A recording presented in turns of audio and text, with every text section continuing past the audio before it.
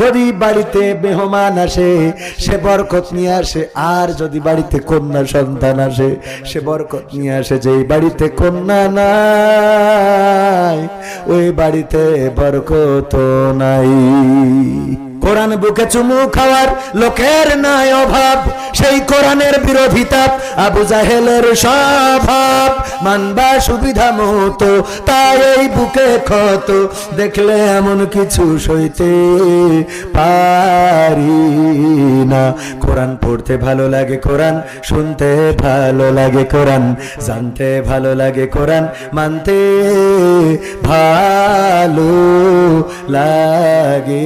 কন্যা ফাতেমার হাতটাও কেটে প্রমাণ করে দিতাম আল্লাহর আইনের সাথে কোনো কার্পণ্য চলবে না।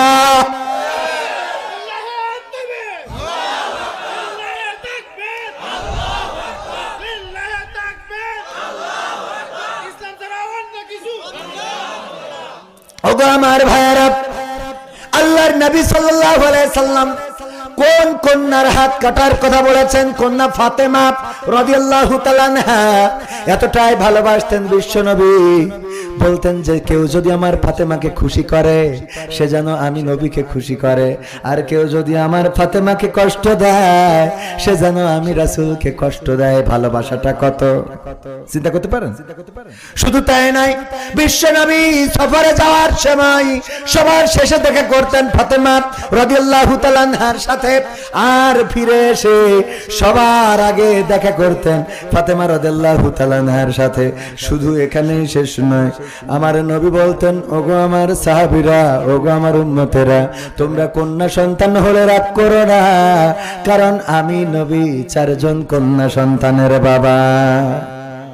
আমাদের মধ্যে এমন মানুষ আছে না নাই? কন্যা সন্তান হলে রাগ করে, আছে না নাই? কথা কয় না, আছে না নাই? একটা হয়েছে মেয়ে, পরেরটা মেয়ে, তার পরেরটা যদি ছেলে না হয় তাহলে সংসার টিকবে না। এই ভয়ে চট্টগ্রামের একটা খবর পড়েছিলাম, সন্তান গর্ভে থাকতে আত্মহত্যা করেছে, চিরকুট লিখে রেখে গেছে। আমার স্বামী প্রথম সন্তান যখন গর্ভে আসলো তখন বলল আমাদের পরিবারে সবার চাওয়া তোমার জন্য একটা ছেলে সন্তান হয়, কিন্তু সেই সন্তানটা হয়েছে কি? প্রথম সন্তান মেয়ে, পরিবারের সবাই অবহেলার চোখে দেখেন। এরপরে যখন আবার দ্বিতীয় সন্তান গর্ভধারণ করলো তখন বলল এবার কিন্তু তোমার ছেলে না হলে আমার মা বড্ড রাগ করবেন, বাবা বড্ড অভিমান করবেন, তোমার যেন এবার ছেলে হয়। দ্বিতীয় সন্তানও হয়েছে মেয়ে। তৃতীয়বার যখন গর্ভ ক্রিয়েট করেছে তখন চিন্তা করলেন আবার যদি মেয়ে হয় আমার স্বামীর কি জবাব দেব, আমার শ্বশুর শাশুড়ির কি জবাব দেব। এই জন্য এই চিরকুটটা লিখে ওগো মা, ওগো আমার আপনজনেরা ক্ষমা করে দিও, আমি তো আমার গর্ভের মধ্যে ছেলে বানাইতে পারি না, আমি তো আমার গর্ভের মধ্যে ছেলে বানাইতে পারি না। আমার পরিবার তো ছেলে চায়, ওরা তো ছেলে চায়, আমি তো গর্ভের মধ্যে ছেলে কেমনে বানাবো? বানাই তো আল্লাহ। এই জন্য আত্মহত্যা করলাম। আমার মৃত্যুর জন্য কারো দায়ী করে না, আমার ব্যর্থতা, আমি গর্ভের মধ্যে ছেলে বানাইতে পারি না, আল্লাহ বানিয়ে দেয়। আমার নবী বললেন মেয়ে হইলে রাগ করো না, ওগো আমার উম্মতেরা শুনো না, আমি কন্যা সন্তানের বাবা। শুধু তাই নয়, বিশ্ব নবী বলেছেন যার 2 কন্যা সন্তান হলো সে যদি তাকে উত্তম শিক্ষা প্রদান করে এবং সৎপাত্রস্থ করে, আল্লাহর নবী আঙ্গুল এভাবে দেখিয়েছেন ওই মেয়ের পিতা এবং আমি নবী একসাথে জান্নাতে থাকবো। মেয়ে হইলে রাগ করা যাবে না, রাগ করবেন না। মেয়ে বরকত নিয়ে আসে, বাড়িতে 2 জন 2টা কাজ বরকত নিয়ে আসে, আর আমরা 2টা কাজকে অবহেলা করি। 1 নম্বর হলো বাড়িতে যদি মেহমান আসে বরকত নিয়ে আসে, বলেন সুবহানাল্লাহ। বলেছেন কে? বিশ্বনবী সাল্লাল্লাহু আলাইহি সাল্লাম বলেছেন যদি বাড়িতে মেহমান আসে সে বরকত নিয়ে আসে, আর যদি বাড়িতে কন্যা সন্তান আসে সে বরকত নিয়ে আসে। যেই বাড়িতে কন্যা নাই ওই বাড়িতে বরকত নাই। সুবহানাল্লাহ বলবেন না? কষ্ট হচ্ছে ভাইরা আমার? আরেকটু সময় কি বলবো? কোরআন বুকে চুমু খাওয়ার লোকের নাই অভাব, সেই কোরআনের বিরোধিতা আবু জাহেলের স্বভাব, মানবা সুবিধা মতো, তাই এই বুকে ক্ষত, দেখলে এমন কিছু সইতে পারি না। কোরআন পড়তে ভালো লাগে, কোরআন শুনতে ভালো লাগে, কোরআন জানতে ভালো লাগে, কোরআন মানতে ভালো লাগে। টিস্যু রাখেন না এখানে কেন? এই আমার ক্যামেরা পারছেন, গাড়ি থেকে টিস্যু নিয়ে আসেন ভাইরা আমার। তাইলে আমরা কোরআনের সাথে নিজেদের সম্পৃক্ত রাখতে রাজি আছি না নাই? কোরআনের একটা মুজিজা কি বলবো? বলবো, বেশি দূর যাওয়ার দরকার নেই। আমরা একজনকে কোরআনের পাখি বলে চিনি, নাম কি? দেখেছেন এক নাম, আমি বলি নাম বলি না কিন্তু।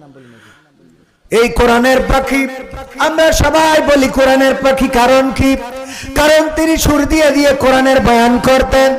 কোরআনের বয়ান শুনে মানুষেরা পথের দিশা খুঁজে পেত, বেধর্মীরা ইসলাম ধর্ম কবুল করতে। বলেন ঠিক না বেঠিক?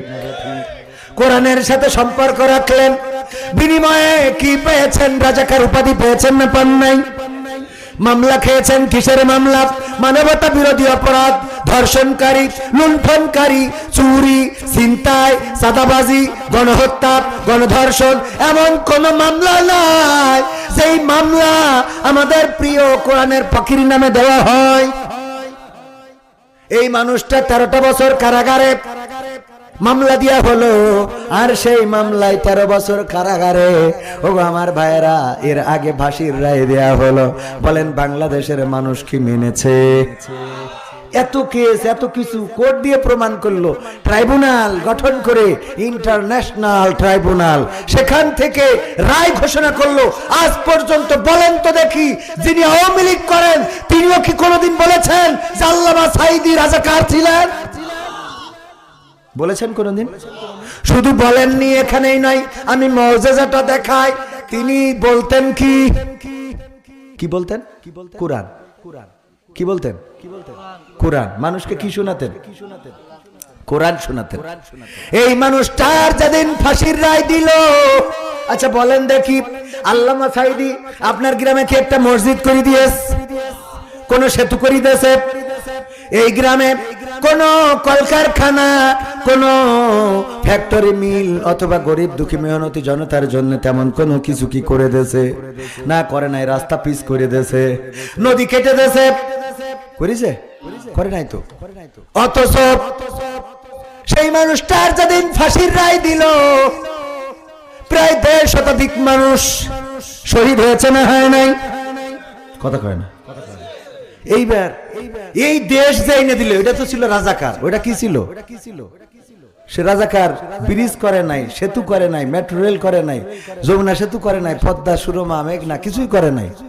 ফাঁসির দিন প্রায় 150 মানুষ জীবন দিল, আর গুলি খাইলো, জেল খাইলো, এগুলো তো আরো হইলো। আর একজন তার বাবা দেশ এনে দিয়েছে, শুধু তাই না, বাবা ডাইরেক্ট জাতির পিতা। ডাইরেক্ট কি? সেই জাতির পিতার সন্তান 17টা বছর রাত্রে ঘুমাতেও পারে নাই, উন্নয়ন করতে করতে। ঠিক না বেটে? সব উন্নয়ন করে দিলে, উন্নয়ন উন্নয়ন উন্নয়ন উন্নয়ন উন্নয়ন। এই উন্নয়ন করার পরেও তার যেদিন ফাঁসির রায় হয়েছে, একজন কি অন্তত একটু কোন রকম একটা গুলি কানের কাছ দিয়ে গেছে? কানের কাছ দিয়ে যাওয়ার জন্য একজন একটু রাস্তায় নেমে যেতে, আমার কানের কাছ দিয়ে যাক। হ্যাঁ, তাহলে কোরআনের মুজিজা আর কিছু বোঝার দরকার আছে? তার মানে আপনি পদ্মা সেতু করে দিলে ও লোক গুলি খাবে না, কোরআন বললে আপনার জন্য গুলি খাতি রাজি। সুবহানাল্লাহ বলবেন না? এইবার দেখেন জানাজা, দেশের পিতার জানাজায় লোকের অবস্থা আপনারা জানেন, ইতিহাস। কিন্তু রাজাকারের জানাজায় লোকের জায়গা ধরে না। এই 2 হাতে কবর খনন করেছি, এই হাতে আল্লামা সাঈদীর লাশটা ধরে কবরে নামিয়েছি। সেই খুলনায় বলেছিল, এই যুগের ইহুদি দেলোয়ার হোসাইন সাঈদী, এই ঘোষণা যারা দিয়েছিল তারা আজকে একটাও আছে? ভাইরা আমার, এইটাই কোরআনের মুজিজা। মরলেও লাখ টাকা, বাঁচলেও লাখ টাকা, মরলে শহীদ, বাঁচলে গাজী, মরলে জানাজা। হাজার হাজার লোক সমাগম হবে, জানাজা দেখে মানুষ মনে করবে, বুঝে নেবে এই লোকটা ভালো। ঠিক না বেঠিক? আর কোরআনের বিরুদ্ধে যদি যান, তাইলে আপনার পক্ষে মানুষ তো দূরের কথা, কুত্তাও দাঁড়াইতে চায় না। ঠিক না বেঠিক? এই জন্য কোরআনের পক্ষে থাকার দরকার আছে না নাই? এই গ্রামে যে মাদ্রাসা হবে, সেই মাদ্রাসার পক্ষে থাকতে রাজি আছেন না নাই? আছেন? কোরআনের পক্ষে থাকতে হবে, মাদ্রাসার পক্ষে থাকতে হবে। আজকের আলোচনার বিষয় ছিল ভাইরা, আজকে আলোচনার বিষয় ছিল যে তোমরা নিজের আগুন থেকে নিজেদেরকে বাঁচাও এবং তোমাদের আহালদেরকে বাঁচাও। যদি আহালদেরকে বাঁচাতে হয়, নিজেদেরকে বাঁচাতে হয়, ধরে নেন আমি ভালো কাজ করি নাই, সন্তান করার কারণে আল্লাহ আমারে মুক্তি দিতে পারে না। আল্লাহর নবী মেরাজে গেলেন।